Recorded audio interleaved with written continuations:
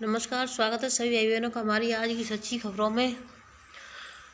तो बहनों देखिए, आपको जो बेटी दिखाई दे रही है, ये आप समझ रही होंगी ये डॉक्टर का फोटो हम आपको क्यों दिखा रहे हैं। तो इसका मेन कारण है, खुशखबरी है बहुत बड़ी, कि हमारी आंगनबाड़ी बहन की बेटी है, वो आज अपने कदमों पर खड़ी हो चुकी है और दूसरों की सेवा के लिए तैयार हो चुकी हैं। तो देखिए, मेरी बेटी कीर्ति यादव, यानी बेटी का नाम है कीर्ति यादव। कीर्ति यादव ने MBBS फाइनल पास कर लिया है। आप वह ऑफिशियल डॉक्टर बन गई, यानी वो डॉक्टर बन चुकी हैं वो। और ये कहाँ की है ये बेटी, हमारी आंगनबाड़ी। तो बहुत बहुत बधाई हो इस आंगनबाड़ी बहन को भी और इनकी बेटी को भी, कि इनकी बेटी ने मेहनत की और अपने मुकाम तक पहुँची। आंगनबाड़ी कार्यकर्ती की बेटी, ब्लॉक ताखा, जनपद इटावा, यानी इटावा की बेटी है ये, जनपद इटावा की, और ब्लॉक का नाम है ताखा। तो वहाँ की बेटी ने MBBS पास कर लिया, फाइनल हो चुकी है, तो अब वो एक डॉक्टर बन चुकी है। तो बहुत बहुत बधाई हो बेटी को। अब मैं आपको दूसरी खबरों की तरफ ले चलती हूँ। जो कई बहनों की समस्या है कि यानी कि हमारा जो PLI है वो कम आता है, ज़्यादा आता है, तो और आदेश लगे हुए हैं, तो लास्ट तक बनी रहें। तो बहनों, जिन बहनों ने अभी तक चैनल को सब्सक्राइब नहीं किया है तो सब्सक्राइब कर लें, और जिन बहनों ने कर लिया है उनके लिए बहुत बहुत धन्यवाद। अब देखिए, जिन बहनों के बच्चे यानी इंटर या हाई स्कूल के एग्ज़ाम दिए हैं उनके लिए सबसे पहले मैं जानकारी देना चाहूँगी सभी बहनों के लिए। और आदेश और भी लगे हुए हैं, देखिए मैं आपको दिखा देती हूँ आदेश। आज एक दो नहीं, कई आदेश आए हुए हैं जो प्रोत्साहन राशि का है, और ये वाला आदेश है, कई आदेश हैं, और पुस्टार की नई समस्या आ गई है, तो इसके लिए भी हम आपको पूरा दिखाएंगे। तो देखिए, सबसे पहले मैं दिखा देती हूँ कार्यालय सचिव, माध्यमिक शिक्षा परिषद, उत्तर प्रदेश, प्रयागराज। तो ये प्रयागराज से सार्वजनिक सूचना है, ये सभी को एक दूसरे को शेयर कर दे, जो भाई बहन बेटी बेटे हैं, जो इससे चंगुल में ना फंस जाएं।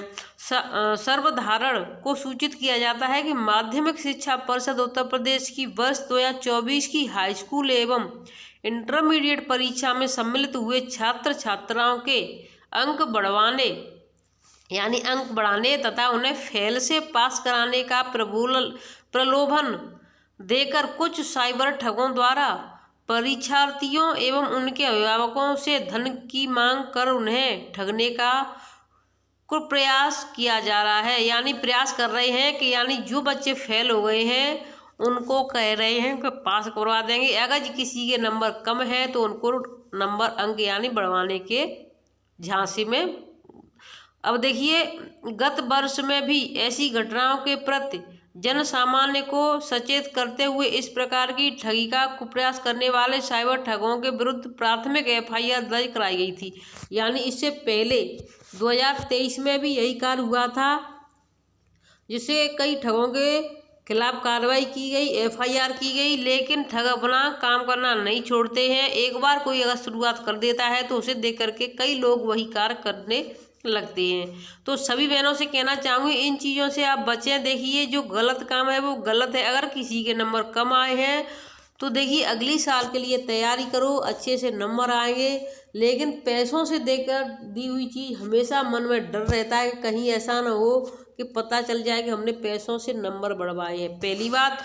दूसरी बात ये कि आप ऐसे होता नहीं है, क्योंकि हर चीज़ ऑनलाइन होती है, तो कोई कार्य ऐसे नहीं होता है। सिर्फ साइबर ठगों का कार्य है कि आपसे पैसे ले लेंगे, आपको झांसा देते रहेंगे, हाँ इतने दिन में हो जाएगा, 1 महीने बाद देख लेना, 2 महीने बाद पहुंचा देंगे। इस तरीके से करते रहेंगे, आपकी पूरी साल बर्बाद हो जाएगी, और आपसे पैसा आप जितना 1 साल पढ़ने में नहीं लगा पाएंगे, उससे 2 गुना नहीं, उससे 10 गुना पैसा दे दोगे, फिर भी आपको हाथ में कुछ नहीं आएगा। तो सभी बहनों से कहना चाहूँगी कि इस वीडियो को ज़्यादा से ज़्यादा शेयर करें। अतः समस्त परीक्षार्थियों एवं उनके अभिभावकों से अनुरोध है कि साइबर ठगों के इस प्रकार के फ़ोन कॉल से या कदापि संज्ञान न लें। अगर कोई फ़ोन करता है तो आप उसके झांसे में ना आए, कहने का मतलब ये है, और प्रलोभन में ना आए। इस प्रकार के फ़ोन कॉल्स आने पर उसकी सूचना तत्काल अपने जनपद के जिला विद्यालय निरीक्षक को दें। अगर आपके पास कोई फ़ोन कॉल से ऐसा आता है तो अपने जनपद के जिला विद्यालय निरीक्षक को ये वाली सूचना देनी है कि इस तरीके के इस नंबर से कॉल हमारे पास आ रही है, जिससे कि उसके खिलाफ सख्त कार्रवाई हो सके और वो दूसरे सभी लोगों को अपना शिकार न बना सके। माध्यमिक शिक्षा परिषद उत्तर प्रदेश प्रयागराज, तो ये सभी जिलों के लिए है, ऐसा नहीं किसी एक जिले के लिए है। तो सभी जिलों की बहनें अपना सचेत हो जाएं और इस तरीके से अपना रहें। अब देखिए यहाँ पर न्यायी नवीन नामांकन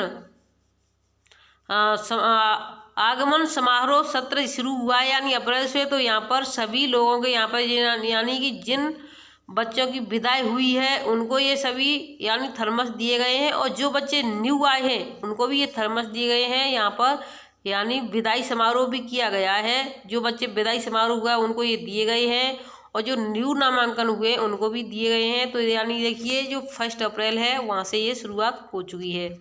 अब मैं आपको दूसरे आदेश की तरफ ले चलती हूँ। ये आपको मैंने बता दी, ये बहन की बेटी है। अब देखिए आपको यानी जो मानदेय आता है आंगनवाड़ी बहनों का उसको भी देख लें, और जो PLI आता है उसको भी देख लें। यानी आंगनवाड़ी को कितना PLI मिलता है, मिनी आंगनवाड़ी को कितना मिलता है, और सहायिका को सबका अलग अलग है। तो देखिए आंगनवाड़ी कार्यकर्तियों, सहायिकाओं एवं मिनी आंगनवाड़ी कार्यकर्तियों हेतु नियत मासिक मानदेय यानी हर महीने कितना मासिक मानदेय मिलता है। प्रतिमाह मानदेय की धनराशि रुपये में। आंगनवाड़ी कार्यकर्ती, मिनी आंगनवाड़ी कार्यकर्ती और आंगनवाड़ी सहायिका, तो भारत सरकार यानी केंद्र सरकार यानी मोदी सरकार अभी जो केंद्र में है, चाहे वो किसी की भी सरकार हो सकती है, अभी इस वक्त के जो है वो मैं आपको बता दूँ, केंद्र सरकार देती है आंगनवाड़ी को 4,500 रुपये, और मिनी आंगनवाड़ी को देती है 3,500 रुपये, और सहायिका को देती है 2,250 रुपये। तो ये हो गया आपका केंद्र सरकार का। और राज्य सरकार यानी योगी की सरकार देती है आंगनवाड़ी को 1,500 रुपये, मिनी आंगनवाड़ी कार्यकर्ती को 200 यानी 1,250 रुपये, और यानी सहायिका को 750 रुपये। तो ये आपका मासिक वेतन है यानी मानदेय इतना है, इतना आपको मिलना चाहिए। कितना हो गया आपका 4.5 और 1.5, यानी मेन आंगनवाड़ी का हो गया आपका 6,000, और इनका हो गया 4,750 रुपये, और इनका हो गया यानी 3,000। तो इस तरीके से ये आ रहा है। अब देखिए इसी में मैं आपको ले चलती हूँ, और नीचे तो ये प्रोत्साहन राशि में किसको कितना मिलता है ये भी आप सभी बहनें देख लें। कुछ बहनों की समस्या है कि यानी कि मेन आंगनवाड़ी को और मिनी आंगनवाड़ी को एक जैसा मानदेय तो मिलता नहीं है, क्या प्रोत्साहन राशि एक जैसी मिलती है या नहीं है, तो ये भी आप देख लें। प्रोत्साहन राशि है तो मानक एवं मापदंडों का विवरण, आंगनवाड़ी, मिनी आंगनवाड़ी और आंगनवाड़ी सहायिका।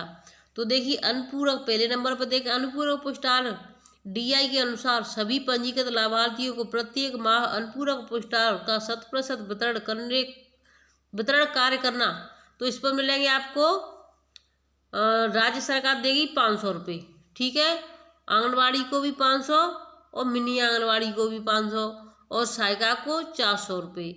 अब आपको आ जाता है फिर से नीचे राज्य सरकार का ही है। तो देखिए इसमें क्या शर्त रखी, शर्त 2 से 3 रखी थी।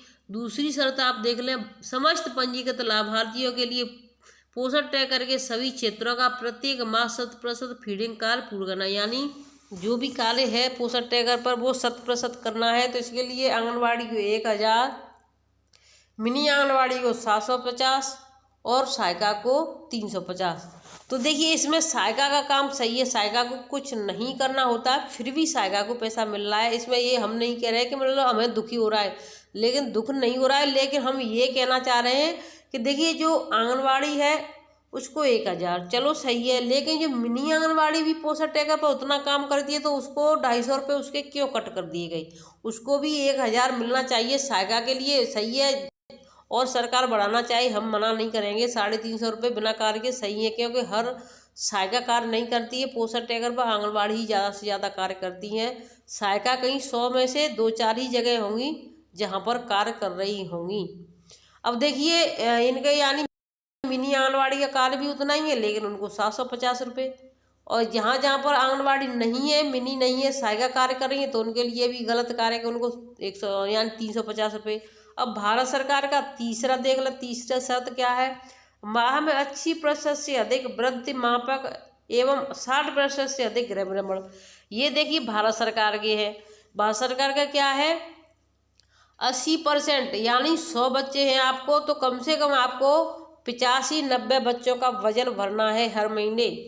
और आपको गृह भ्रमण 60%, यानी 100 है 100 गृह भ्रमण आ रहे हैं आपके तो कम से कम आपको 70 गृह भ्रमण करने हैं पोषण ट्रैकर पर ऑनलाइन। तो आप तो इनको तो पूरा कर सकती हो तो इसमें आपके पूरे पैसे आ जाएंगे, अगर कम करती है तो इसके पैसे मारे जाएंगे। तो यहाँ पर यानी वृद्ध निगरानी और गृह भ्रमण के 500 रुपये आंगनबाड़ी को, और देखिए मिनी आंगनबाड़ी को एक भी पैसा इसमें नहीं है, ये बहुत ही गलत है। और 250 रुपये यानी सहायिका को, तो यानी कुल मिलाकर के कितना हो रहा है, यानी देखिए यहाँ पर प्रोत्साहन राशि का 2000 रुपये हो गए, मेन आंगनबाड़ी के 2000 यानी 500, 1000 और 500 2000, और मिनी वैन के हो गए 1250 रुपये, यानी इनके जो 250 रुपये हैं वो काट दिए गए हैं यहाँ से, और यानी 500 रुपये यहाँ से इनके कट हो गए। अब देखिए जो सहायिका है, सहायिका का है आपका 1000 रुपये। तो इस तरीके से प्रोत्साहन राशि आती है। अब आपके समझ में आ चुका होगा कि यानी जो केंद्र सरकार है वो मिनी आंगनबाड़ी बहन को पैसा एक भी नहीं दे रही, चाहे आप गृह भ्रमण करें यानी या फिर आप वृद्ध निगरानी करें, लेकिन उनका पैसा मिनी बहन को नहीं आ रहा है, जबकि सहायिका बहनों को 250 रुपये फिर भी आ रही है। तो ये बहुत ही गलत है, ऐसा नहीं होना चाहिए, लेकिन बहनों के साथ ये दुर्व्यवहार किया जा रहा है। इसमें हम क्या कर सकते हैं, सरकार को इन चीज़ों के बारे में सोचना चाहिए।